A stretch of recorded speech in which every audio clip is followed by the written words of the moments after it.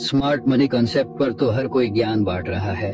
Retailers के stop loss order को execute करने के लिए ताकि इनफ लिक्विडिटी जनरेट हो और इंस्टीट्यूशंस डिस्काउंट प्राइस में यानी कम दाम में खरीद के प्रीमियम रेट्स में बेच सके। आप इसको मैनिपुलेशन बोल सकते हो या स्टॉप लॉस हंटिंग, जो आपको सुनने में अच्छा लगे, बट यही फैक्ट है। और इन्हीं को आप कैसे स्मार्ट वे में हैंडल करते हो, कैसे इंस्टीट्यूशंस जैसा माइंडसेट रख के एंट्री एग्जिट प्लान करते हो, को बोलते हैं स्मार्ट मनी कॉन्सेप्ट। अगर आपको लग रहा है कि एसएमसी सिर्फ फॉरेक्स में ही काम करता है, तो ये आज गलत साबित हो सकता है। एसएमसी हर उस जगह काम करता है जहां हाई लिक्विडिटी हो। अब ध्यान से सुनिए। Liquidity is the ease of buying and selling an asset without affecting the market price. यानी जिस किसी भी एसेट में, भले वो फॉरेक्स हो, क्रिप्टो हो या स्टॉक हो, अगर उनमें इनफ लिक्विडिटी है तो स्मार्ट मनी कॉन्सेप्ट मक्खन की तरह काम करेगा। मैंने पर्सनली इसे इंडियन मार्केट में भी एनालाइज करके देखा है। काम तो बढ़िया करता है, लेकिन फॉरेक्स पूरा दिन चलता है तो उसमें सेटअप्स अच्छे मिलते हैं। बड़े टाइम फ्रेम में ज्यादा एक्यूरेसी क्यों? लीजिए, 1 मिनट में 1 लाख ट्रेड हो रहे हैं तो 5 मिनट में कितने ट्रेड होंगे?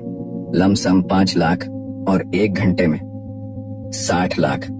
और अगर समझिए 1 लाख ट्रेड्स में से 10,000 स्टॉप लॉस पेंडिंग है 1 मिनट के टाइम फ्रेम में, तो 5 मिनट के कितने होंगे?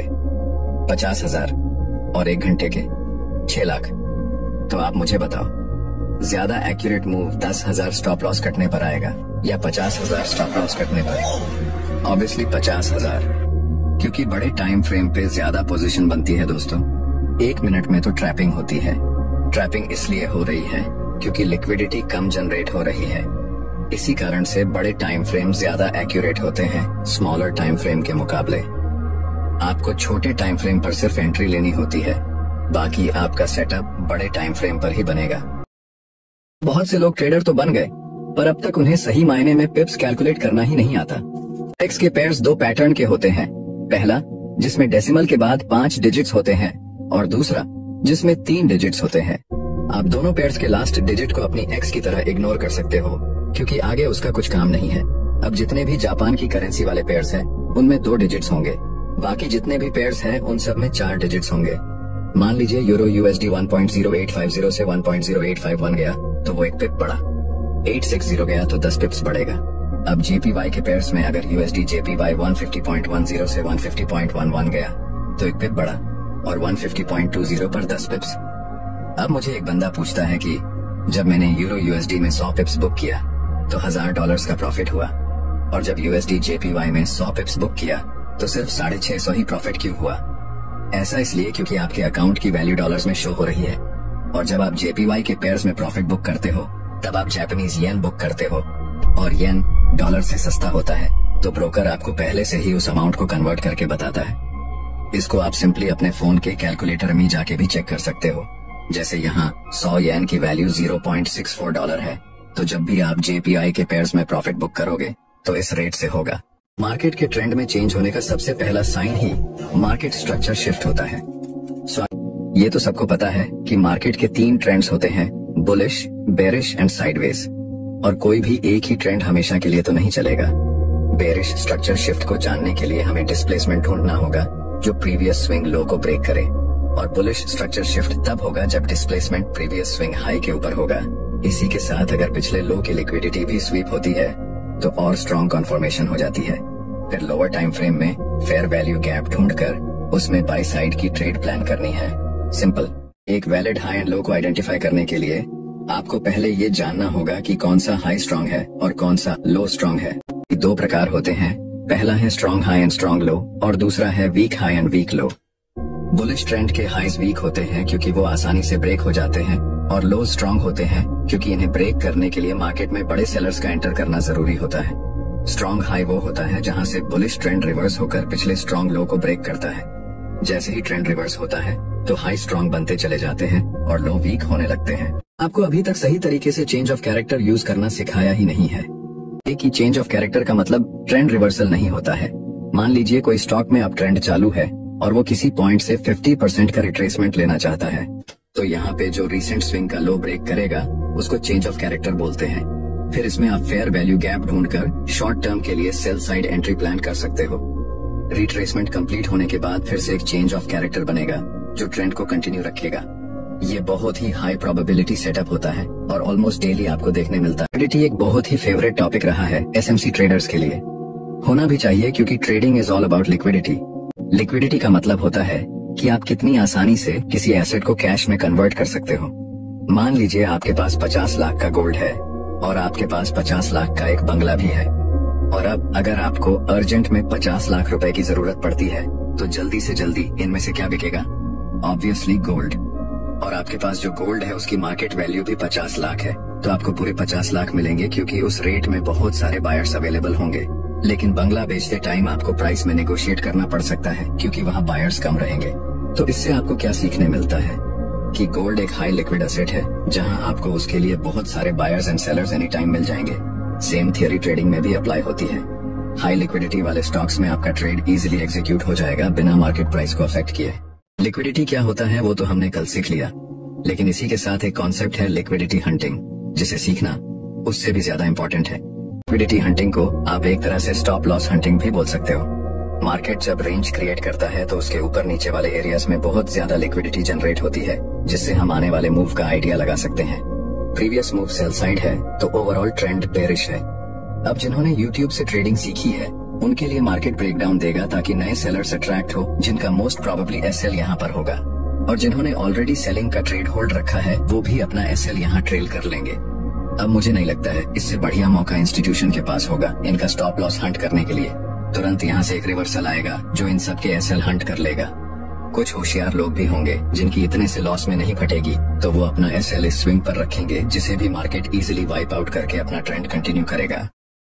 आपने देखा होगा जब कोई स्विंग बनता है तो या तो वो रिट्रेस करके ट्रेंड कंटिन्यू करता है या उसका लो ब्रेक करता है, पर कुछ केसेस में वो स्विंग के अंदर ही इक्वल लोज बना लेता है। लेकर रिट्रेस करके बिना हाई ब्रेक किए ही इक्वल लोज बना लेता है, तो ये ट्रेंड रिवर्सल होने का साइन हो सकता है। इसको हम इक्वल लोज थ्योरी बोलते हैं, जहां इनके नीचे बहुत सारी लिक्विडिटी होल्ड रहती है। जब भी आपको ऐसा स्ट्रक्चर दिखे तो आप प्रीवियस हाई के ऑर्डर ब्लॉक को मार्क करके सेल साइड एंट्री प्लान कर सकते हो। सेम थ्योरी बेरिश ट्रेंड में भी अप्लाई होगी, जहां लिक्विडिटी इक्वल हाइज के ऊपर होती है, जिसमें आप प्रीवियस लो के ऑर्डर ब्लॉक को मार्क करके बाय साइड एंट्री प्लान कर सकते हो। स्मार्ट मनी कॉन्सेप्ट 40% से भी ज्यादा तो सिर्फ फेयर वैल्यू गैप पर डिपेंड है। पता सबको है फेयर वैल्यू गैप फिल करने मार्केट आता ही आता है, फिर भी बहुत लोग फेल हो जाते हैं क्योंकि वो गलत गैप पकड़ के बैठे रहते हैं। सबसे पहली बात तो हर 3 कैंडल्स के बीच का गैप फेयर वैल्यू गैप नहीं होता है। तो फेयर वैल्यू गैप का मतलब क्या है? जहाँ पे जितना माल खरीदा गया उतना माल बेचा नहीं गया है, यानी अब तक मार्केट में जितने बायर्स थे उतने सेलर्स भी थे, लेकिन थोड़ी देर बाद एक बड़ा बायर आता है जो सेलर से 2 रुपए ज्यादा में माल खरीदने लगता है, जिससे मार्केट हायर प्राइस पर पुश होता है और एक इम्बैलेंस बना लेता है। इस इम्बैलेंस को हम फेयर वैल्यू गैप बोलते हैं। लेटर जब मार्केट इस गैप में आता है तो आप बाय साइड एंट्री प्लान कर सकते हो।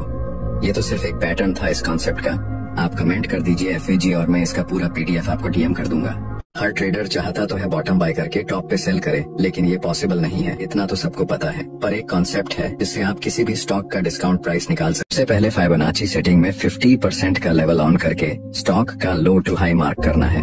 50% के ऊपर वाला लेवल प्रीमियम जोन होगा जहां प्राइस महंगा होता है, और नीचे डिस्काउंट जोन होता है जहां बायर्स फिर से एक्टिव होने लगते हैं। बुलिश ट्रेंड में अगर मार्केट डिस्काउंट जोन में आता है तो आपको पहले ये देखना है कि प्रीवियस लो पर या तो फेयर वैल्यू गैप हो या ऑर्डर ब्लॉक हो। इस केस में गैप तो है, पर ऑलरेडी यहाँ से एक अप मूव आ चुका है, तो हम ऑर्डर ब्लॉक को मार्क करेंगे। बाद में जब मार्केट ऑर्डर ब्लॉक पर आके रिवर्सल साइन देता है तो हम बाय साइड एंट्री प्लान कर सकते हैं। सेम थ्योरी बेरिश ट्रेंड में भी अप्लाई होगी, जहाँ आपको प्रीमियम जोन के ऑर्डर ब्लॉक से सेल करना है।